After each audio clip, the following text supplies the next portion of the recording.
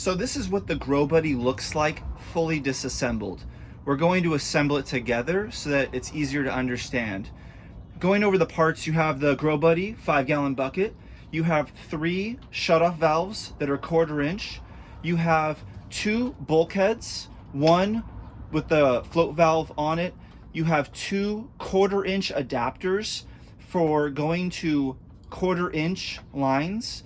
You have your float valve itself, your float, which goes into your pipe for housing it for going up and down.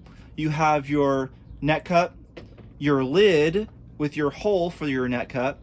You have your reservoir, and you have your line for connecting your reservoir to your GroBuddy. Now, we're gonna go ahead and install it.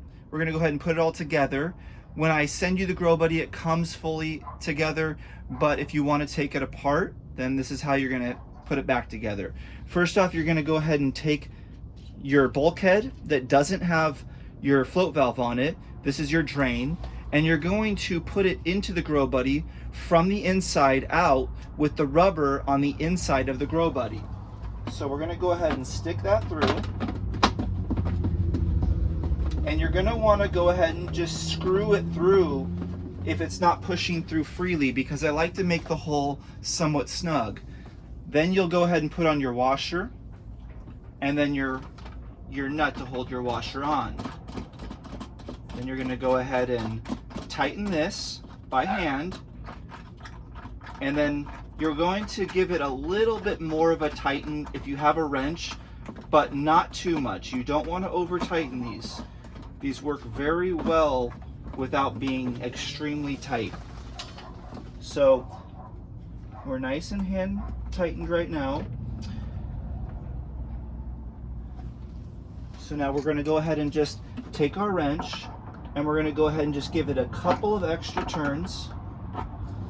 And if you have to, hold the inside while you turn it, and you're not looking to get this very, very tight. Okay, so that's good.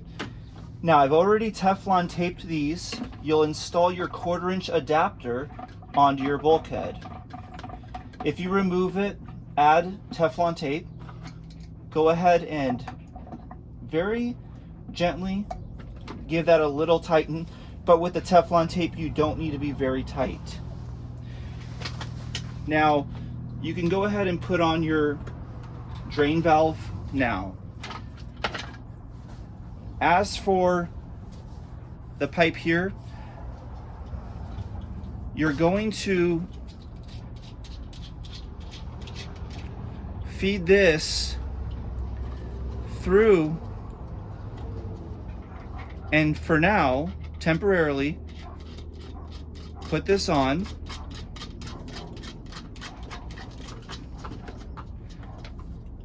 Now, slip this into your pipe, and from the bottom you're going to screw it onto the float valve.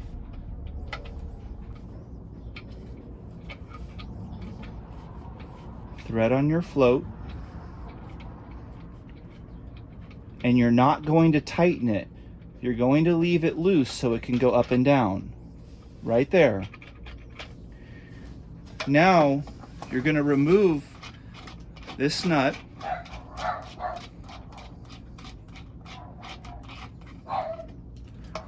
and put this through your GroBuddy from the inside. And now reinstall your nut.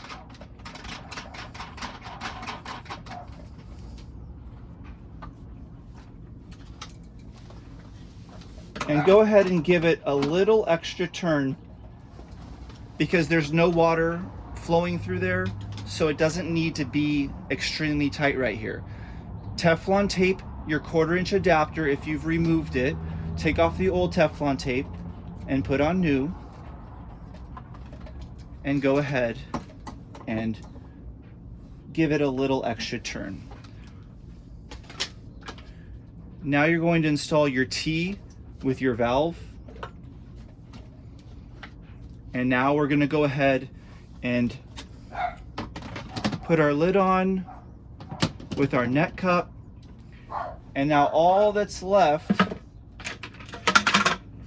is to install our line from our GroBuddy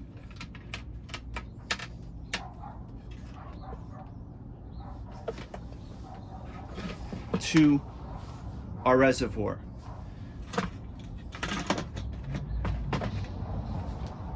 This valve is extra. So that's a full install. Now you'll elevate the reservoir above the GroBuddy. You'll go ahead and let the reservoir fill the GroBuddy. And then if you're starting a brand new plant, you're going to add additional water to get to the bottom of the net cup. So we're gonna go ahead and fill the GroBuddy up now and install a plant and go over that whole process. So here we have the GroBuddy set up.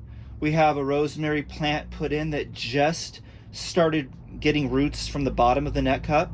As you can see, we got the GroBuddy reservoir slightly elevated over the GroBuddy because it works off of gravity, so it needs to be elevated. That's why it doesn't require any electricity. Now the roots should be coming out of the bottom of the net cup before you place it into a GroBuddy. So once you have established roots coming out of the bottom of the net cup, then it's time to go ahead and put it into a GroBuddy and let the gravity reservoir feed the GroBuddy. The water level will fill up right about here, but that's still about 4 or 5 inches below the net cup. So you're gonna wanna go ahead and add an extra gallon of water to reach the bottom of the net cup for a brand new plant. Then allow that water to drop down and the float valve will kick in and the gravity reservoir will keep that water level at that point. Let's go ahead and look at some oxygen roots that have been established, because the air gap between the water and the net cup is why you get the nice oxygen roots, allowing you to not need to use electricity, air stones, or air pumps. So let's go ahead and look at some oxygen roots. So here's a close look at some of the roots after they've established a little bit. See, these are in the air gap. The water level does not go above these roots, and that's why they're able to be converted into oxygen roots. So because of this, you don't need an air pump or recirculation. So once these roots are nice and established, then your plant will be getting the air it needs very easily. Having the float valve set is why you're able to keep the water level so consistent and have these roots form. So that's how it should look after a little bit of development. So that's how the GroBuddy works. Because of the float valve in the reservoir, you're able to keep a consistent water level and have healthy oxygen roots. So if you're looking to get away from air pumps and recirculating systems, think about using a GroBuddy or converting to the kratky method. If you got any questions, leave them in the comments. Out for now.